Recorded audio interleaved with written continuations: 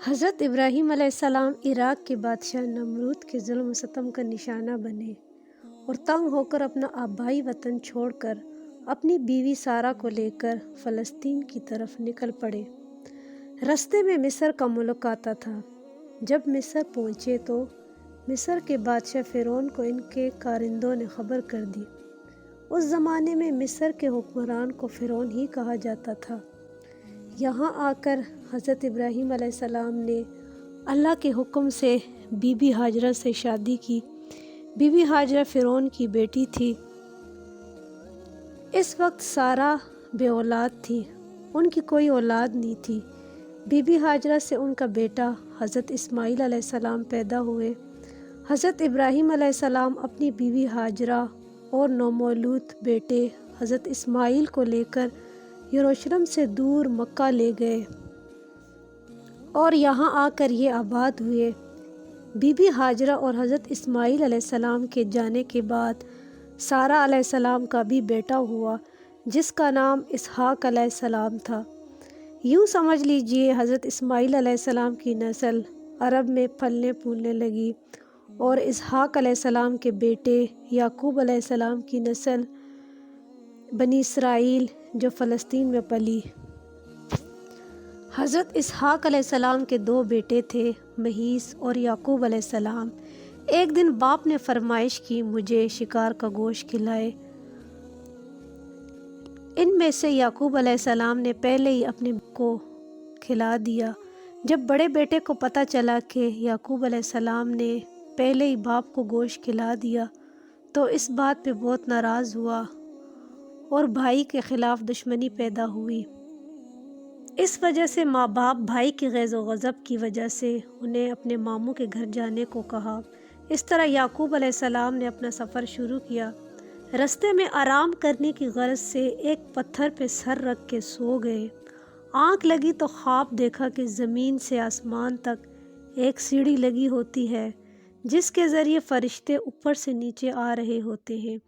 اسی اثناء میں اللہ تعالیٰ نے آپ سے مخاطب ہو کر فرمایا، میں تجھ کو عنقریب برکت دوں گا اور تیری اولاد کو کثیر کر دوں گا۔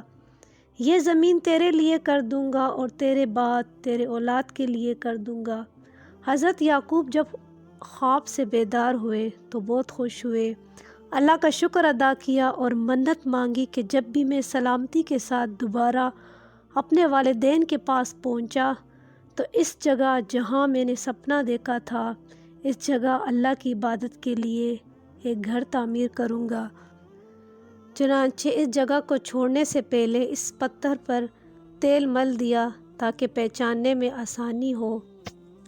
حضرت یعقوب علیہ السلام کے کل 2 بیویوں لیا اور راکیل سے کل 12 بیٹے پیدا ہوئے۔ ان کے یہ 12 بیٹے اپنے اپنے خاندان اور مستقبل کے 12 اسرائیلی قبیلوں کی بنیاد سمجھی جاتی ہے، اور یہود کے مطابق یہ 12 قبیلے اس قوم کی بنیاد بنی جس کا ان کے خدا نے ان سے وعدہ کیا تھا، جنہوں نے پرومس لینڈ یعنی فلسطین کے علاقے میں آباد ہونا تھا۔ حضرت یعقوب علیہ السلام اللہ کے حکم سے کینان کی طرف سفر شروع کیا۔ فلسطین کا پرانا نام تب کینان تھا، تاکہ وہاں جا کر دین اسلام کی تبلیغ کرے۔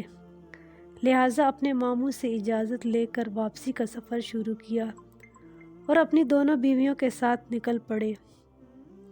20 سال پرانے رستوں کو تلاش کرتے ہوئے یروشلم کے قریب اس مقام تک پہنچ گئے جہاں وہ 20 سال پہلے پتھر کے تکیے پر سر رکھ کر سو گئے تھے۔ وہ جگہ انہیں مل گئی تھی، اگرچہ بہت عرصہ گزر چکا تھا، لیکن اللہ کی مدد ساتھ تھی اور اپنی مانی ہوئی منت کے مطابق بیٹوں کے ساتھ مل کر وہاں اللہ کا گھر تعمیر کیا جسے آج ہم بیت المقدس کے نام سے جانتے ہیں۔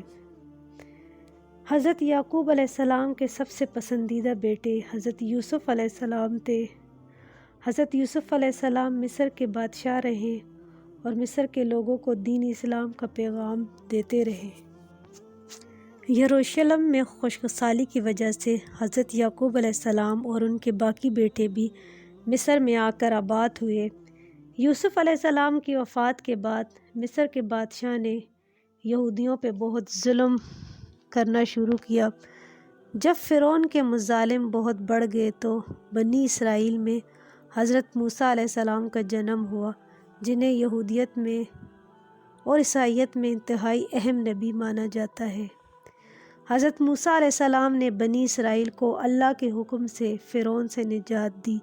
حضرت موسیٰ علیہ السلام بنی اسرائیل کو لے کر مصر کے فرعون کے ظلم ستم سے بچانے کے لیے نکل پڑے۔